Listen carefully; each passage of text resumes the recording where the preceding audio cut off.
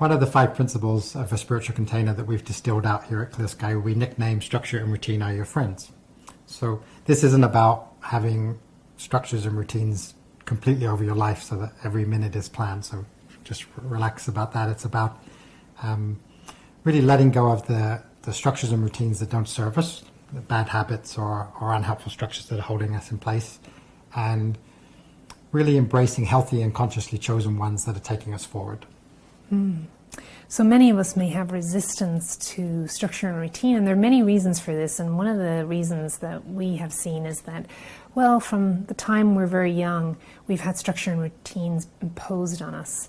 So, our parents are really getting us ready to become mature, responsible adults, and so is our educational system.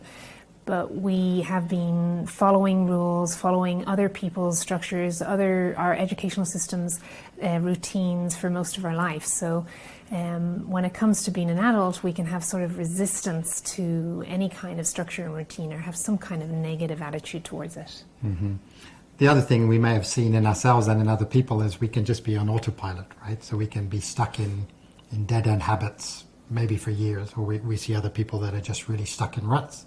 So again, it's very natural and good and healthy that we want to rebel against that. We want to bring back the spontaneity and the freedom and get out of the weight of those habits. Yeah, and another place that people get stuck is they end up getting stuck in rebellion. So there's a certain part of our development, such as the teen years, where it's a very healthy and normal thing to do, is to rebel. So it's a way of finding your identity and finding the boundary between you and your parents. And it's a very beautiful part of the path of growing up and becoming a mature adult.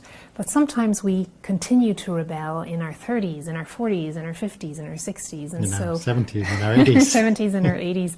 So it's important to recognize and identify if this one is one of your patterns that you have in relationship to structure and routine.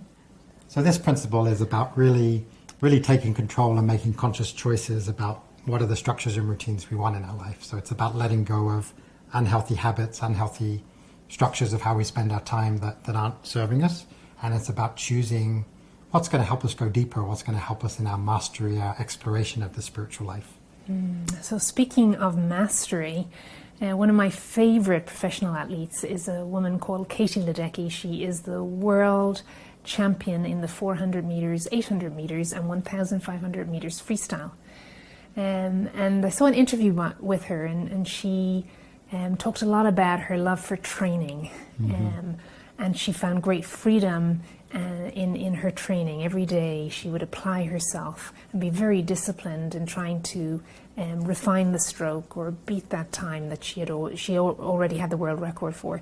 But you could feel the love of discipline in her training every day is really what mattered to her most. And it reminded me of a phrase by Aristotle, and he said, "It's through discipline you get freedom."